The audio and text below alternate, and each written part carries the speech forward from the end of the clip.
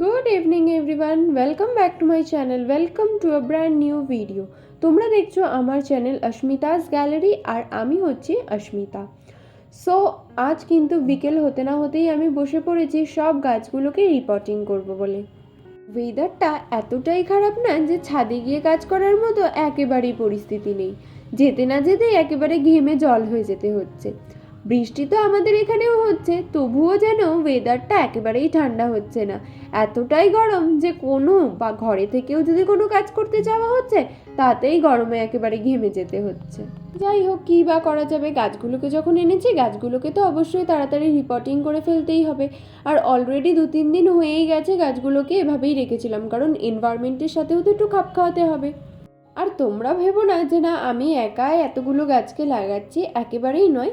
আমার সাথে সাথে কিন্তু আমার মাও পাশে বসে বসে গাছগুলোকে লাগাচ্ছে, কারণ আমার পক্ষে একেবারেই সম্ভব না এই গরমের মধ্যে 25 থেকে 26টা গাছ একেবারে কন্টিনিউ লাগানো। কিন্তু জানো তো, যেদিন আমরা খামারগাছি গেছিলাম এই সব গাছগুলো কিনতে, সেদিন কিন্তু এতটাও গরম ছিল না। যদি এরকম গরম থাকতো তাহলে কিন্তু একেবারেই আমরা যেতে পারতাম না, রাস্তাতে অসুস্থ হয়ে যেতে হতো, কারণ অনেকটা দূর আমাদের বাড়ি থেকে। তোমরা যদি কল্যাণীর থেকে ওই সাইড মানে কৃষ্ণনগর সাইড দিয়ে যেতে যাও তাহলে কিন্তু অনেকটাই দূর হবে। সো অনেক গাছ কিনলে তবেই যেও। আর ওয়েদারটা তবুও কিন্তু সেদিন একটু ভ্যাপসা ছিল, কিন্তু ঠান্ডা ছিল ওয়েদারটা। ওই জন্যে আমরা তাড়াতাড়ি গিয়ে কিন্তু গাছগুলোকে সব কিনে নিয়ে চলে আসতে পেরেছি, আদারওয়াইজ আমাদের কিন্তু শরীর খারাপ হয়ে যেত আর আমরা যেতেও পারতাম না, এতটাই দূর। যাই হোক, আগের দিন কিন্তু সময়ের কারণে তোমাদের সাথে একেবারেই শেয়ার করতে পারিনি খামার গাছের পুরো ডিটেলসটা, তোমরা কিভাবে যাবে বাই রোড বা বাই ট্রেন। সো আজকে তোমাদের সাথে ওভারঅল সব কিছু কিন্তু শেয়ার করে দেব, যে কোথায় কটা নার্সারি রয়েছে বা কোনখানে গেলে পরে তোমাদের ভালো হবে, সব কিছু কিন্তু তোমাদের আজকে এই ভিডিওতে গাইড করে দেবো। এবার বলে দিই, তোমরা যদি কেউ শিয়ালদা থেকে আসতে চাও তোমরা কিন্তু শিয়ালদা থেকে নৈহাটিতে আগে আসবে। নৈহাটি স্টেশনে আসার পরে কিন্তু নৈহাটি থেকে তোমাদেরকে ব্যান্ডেল লোকাল ধরতে হবে। অ্যান্ড যদি তোমরা কেউ কৃষ্ণনগর সাইড থেকে আসতে চাও, সেম ওই রকমই কৃষ্ণনগর থেকে কিন্তু কৃষ্ণনগর থেকে নৈহাটি আসতে হবে। নৈহাটি এসে কিন্তু তোমাদেরকে ট্রেন পাল্টে ব্যান্ডেল লোকাল ধরতে হবে। অ্যান্ড ব্যান্ডেল লোকাল ধরার পরে কিন্তু তোমাদেরকে নামতে হবে কামারগাছি, মানে খামারগাছি যেটাকে বলে, ওই স্টেশনে কিন্তু তোমাদেরকে নামতে হবে। আর যদি তোমরা কেউ বাই রোড আসতে চাও তাহলে কিন্তু সবার প্রথম তোমাদের যে কাজটা হবে সেটা হচ্ছে গঙ্গা পার হওয়া। সো এখানে কিন্তু ব্রিজ আছে, ব্রিজ থেকে আমরাও কিন্তু গেলে পরে গঙ্গা পার হয়েই আমাদেরকে যেতে হয়। ব্রিজের ওপর থেকে গিয়ে গঙ্গা পার হয়ে দেন কিন্তু আমাদেরকে ব্যান্ডেলের ওই সাইডে যেতে হয়। সো তোমাদেরকেও একই প্রসেসে এদিকে এসে তারপরে কিন্তু ওইখানে কারো কাছে যদি জিজ্ঞাসা করো যে আমি খামারগাছি যাব, তোমাদের কিন্তু একেবারেই দেখিয়ে দেবে যে কোন দিকে খামারগাছি। সো খুব একটা ঘোরাপথ নয়, তবে ডিস্টেন্সটা অনেকটা। এবার বলি তোমরা ওখানে কী কী ধরনের গাছ পাবে। ওখানে বেসিক্যালি পুরোটাই নির্ভর করে কিন্তু সিজনের ওপরে। যদি তোমরা উইন্টার সিজনে যাও তাহলে কিন্তু প্রচুর প্রচুর গোলাপ গাছ পাবে, লিটারালি অনেক গোলাপ গাছ পাবে। আর যদি তোমরা জবার টাইমে যাও, মানে জবা গাছের টাইমে গরমকালে, তো তোমরা কিন্তু অনেক ভ্যারাইটিসের জবা গাছ পাবে। লিটারালি আমি প্রচুর ধরনের জবা গাছ এনেছি। আর আগেরবার যখন গেছিলাম সেই সময় কিন্তু আমি যেহেতু উইন্টার সিজনে গেছিলাম, আমি কিন্তু প্রচুর গোলাপ গাছ এনেছিলাম। এবার তোমাদের গাছের দাম সম্বন্ধে একটুখানি কিছু আইডিয়া দিয়ে দিই। আমি আগেরবার যখন গেছিলাম উইন্টার সিজনে সেই সময় কিন্তু আমি গোলাপ গাছগুলো 25 রুপিস করে এনেছিলাম। আর এবার আমি কিন্তু গিয়ে জবা গাছগুলো 30 টাকা পার পিস করে নিয়ে এসেছি। আর আমি টগর গাছটা কিন্তু 25 রুপিস করে এনেছি, লণ্ঠন জবাটাও কিন্তু 25 রুপিস করে এনেছি। তারপরে আমি যে রাবার প্ল্যান্টটা কিনেছিলাম সেটা নিয়েছিল 30 রুপিস। কিন্তু তোমরা রাবার প্ল্যান্টটা এখানে দেখতে পাবে না আমি জানি, বিকজ আমি রাবার প্ল্যান্টটা মেইনলি আমার ঘরের জন্য নিয়ে এসেছি, ঘরে লাগাবো বলে।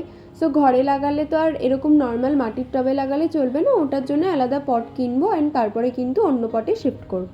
তোমরা অনেকেই আমার কাছে শুনেছো যে আমি অ্যারিকা পামটা কোথা থেকে নিয়েছিলাম। সো আমি অ্যারিকা পামটাও কিন্তু ওইখান থেকেই নিয়ে এসেছিলাম আগের বার, যেটা কিন্তু দাম নিয়েছিল 60 রুপিস মতো। সো অনেকটাই লোয়েস্ট প্রাইস, কারণ আমাদের এখানে অনেকটা হাইতে চলে যায়, মানে আমরা যখন অ্যারিকা পাম বা যে কোনো গাছ আমরা এখানে কিনতে গেলে অনেকটা বেশি পড়ে, ডবলেরও ডবল পড়ে। সো ওখান থেকে আমি অ্যারিকা পামটা কিন্তু জাস্ট অ্যাট 60 রুপিসে এনেছিলাম। আর ওটা কিন্তু তখনও যেরকম ডেভেলপ ছিল তার থেকে অবশ্যই আমার কাছে এসে আরও ডেভেলপ হয়েছে, যেহেতু তখন একটা ছোট জায়গায় বসানো ছিল আর এখন আমার কাছে আরও বড় জায়গায় বসেছে, অনেকটা ডেভেলপ হয়েছে। কিন্তু হ্যাঁ, তোমাদের যদি কারোর মনে হয়ে থাকে যে না ওইখানে কম দামে গাছ পাওয়া যায় বলে গাছগুলো হয়তো ভালো না বা মরে যায়, বা এরকম যদি কারোর কোনো ধারণা থাকে, তো তাদের ক্ষেত্রে আমি বলছি এরকম কিন্তু কিচ্ছু হয় না। প্রত্যেকটা গাছই কিন্তু খুবই ভালো থাকে। আমার কাছে মানে আমি যত গাছ কিনেছি আজ পর্যন্ত আমার কিন্তু একটা গাছও মরেনি। আমার সবকটা গাছ কিন্তু খুব ভালো ছিল। আমি প্রত্যেককে আমার দিক থেকে একটা জিনিস সাজেস্ট করব, যারা আমার মতো গাছ লাগাতে পছন্দ করো অ্যান্ড আমার মতো গার্ডেনিং করতে পছন্দ করো, তাদের ক্ষেত্রে কিন্তু আমি একটা জিনিসই বলবো যে তোমাদের যদি হিউজ পরিমাণে গাছ কিনতে হয়, সো তোমরা প্লিজ ওইখানে একবার গিয়ে দেখতে পারো। কারণ আমাদের লোকালিটিতে প্লান্টসের যা দাম, ধরো তোমরা 5টা গাছ 500 টাকা দিয়ে যদি কেনো, ওইখানে কিন্তু অ্যাজ সেম 500 টাকায় কিন্তু লিটারালি তোমাদের 20 থেকে 22টা গাছ চোখ বন্ধ করে হয়ে যাবে। এটা আমার গ্যারান্টি, কারণ আমিও প্রচুর গাছ কিনেছি আর এত গাছ কিন্তু আমার অলমোস্ট লেগেছে 560 কি এরকম কাছাকাছি লেগেছে আমার। এর থেকে বেশি লাগেনি, এটুকুনি আমি কনফার্মলি বলতে পারি। আমাদের ছাদটা আসলে অনেকটাই বড়। এই 20-22টা গাছ না ছাদের মধ্যে একদম ছোট ছোট দেখতে লাগবে, মানে অতটা ভর্তি লাগবে না। সো আরও গাছ কিনবো, আস্তে আস্তে আস্তে আস্তে সব কিছুই করবো। অনেক শখ আছে, অনেক ইচ্ছা আছে, আর শখ তো মিটাতে হবেই বলো। আমাদের ছাদেই একটা কর্নারে কিন্তু ঘর করা আছে, যেখানে জেনি থাকে, মানে ওর জন্য স্পেসিফিক একটা ঘর করা রয়েছে, যেখানে ও সবসময় দিন রাত সবসময় থাকে। আগে কিছু আগে একদম ফার্স্টে কিন্তু আমাদের ঘরেই থাকতো, বাট তারপরে কিন্তু ওকে আলাদা করে শিফট করে দেওয়া হয়েছে, কারণ ও বড্ড দুষ্টু। ও প্রত্যেকটা জিনিস আমাদের ঘরে না কেটে দিত, সে যেটাই আনা হোক না কেন সব কিছু কেটে দিত। ওই জন্য ওকে আলাদা করে স্পেসিফিক একটা ঘর করে দেওয়া হয়েছে। ও এখন ওইখানেই থাকে, ওকে 3 বেলা করে আমরা খেতে দিই, ওর সাথে আমরা ছাদে খেলা করি, প্রত্যেকটা জিনিসই ওর সাথে করা হয়, কিন্তু ও আমাদের থেকে আলাদা থাকে, ও ছাদে থাকে। আবার যদি আমাদের কখনো মনে হয় যে না জেনিকে নিচে নিয়ে আসা দরকার, যেরকম ধরো যখন বৃষ্টি হয় তখন আমরা কিন্তু ওকে নিচে নিয়ে আসি, কারণ ও বিদ্যুৎ চমকানো থেকে অনেকটাই ভয় পায়। ওই জন্য আমরা সেই সময় ওকে নিচে নিয়ে আসাটাই প্রেফার করি। আমরা ওকে নিচে নিয়ে আসি অ্যান্ড ওকে কিন্তু আমাদের সাথেই শুতে নিই। এইদিকে দেখো না, গাছ লাগাতে লাগাতে চারিদিক একেবারে মাটি মাটি হয়ে গেছে ছাদের। এইগুলো কিন্তু পরে আবার ঝাঁটও দিতে হবে, আবার ছাদটা ভালো করে ধুতেও হবে, নাহলে কিন্তু বড্ড নোংরা নোংরা লাগবে। জানো তো, আগে আমার মা খুব রেগে যেত যখন আমি নার্সারি থেকে একের পর এক গাছ আনতাম। আমার মা খুব রাগ করতো যে কেন আমি একের পর এক এত গাছ আনছি। কিন্তু এখন দেখছি আমার থেকে যেন আমার মায়ের ইন্টারেস্ট বেশি বেড়ে গেছে। প্রত্যেকটা গাছকে এত সুন্দর করে যত্ন করে, প্রত্যেকটা গাছকে দুবেলা করে জল দেয়া, তাতে খাওয়ার দেয়া, সব কিন্তু আমিও করি, তার থেকে বেশি যেন আমার মা করে এখন। আমার কিন্তু প্রত্যেক দিন সকাল বিকেল আধ ঘন্টা করে কেটেই যায় ছাদে প্রত্যেকটা গাছকে ভালোভাবে দেখা, যে সেই গাছটা ঠিক আছে কি না, সেই গাছের কোনো প্রবলেম হচ্ছে কি না, কোনো গাছে কোথাও পোকা ধরেছে কি না, প্রত্যেকটা গাছকে সুন্দরভাবে দেখে সেগুলোকে মেনটেন করে জল দিয়ে তাতে খাবার দিয়ে তারপরে কিন্তু আমি ছাদ থেকে নিচে যাই। ওইদিকে দেখতে পাচ্ছ নাদাতে কিন্তু আমার মা অলরেডি লেবু গাছটা কিন্তু বসিয়ে দিয়েছে, কারণ ওটা আমার মা খুব শখ করে এনেছে যে ওর ভেতরে যখন অনেক লেবু ধরবে আমার মা গাছ থেকে নিয়ে নিয়ে লেবু খাবে। জানো তো, যখন আমার গাছগুলোতে ফুল ধরে আমার যে কী আনন্দ হয়।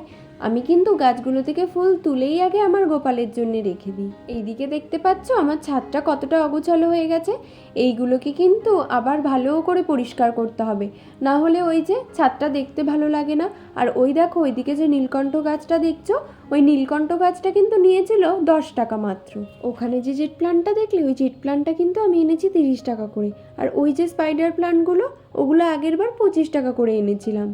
আর এই অ্যালোভেরা গাছগুলো না আর টব ছিল না বলে এগুলো মাটির এখানে ভুর করে রেখেছি। পরে টব এনে একটা একটা করে সেপারেট সেপারেট লাগাবো, কারণ একটা টবে অনেক হয়ে গেছিলো, কোনোটাই আর গ্রো করতে পারছিল না। আর এই দিকে কত সুন্দর করে দেখো সব গাছগুলো রিপোর্টিং করা হয়ে গেছে। যাই হোক, আজকের ভিডিওটা কিন্তু এইটুকুনি। তোমরা কিন্তু জানাতে ভুলো না তোমাদের ভিডিওটা কীরকম লাগলো। অবশ্যই লাইক, শেয়ার আর সাবস্ক্রাইব করে দিও। বাই।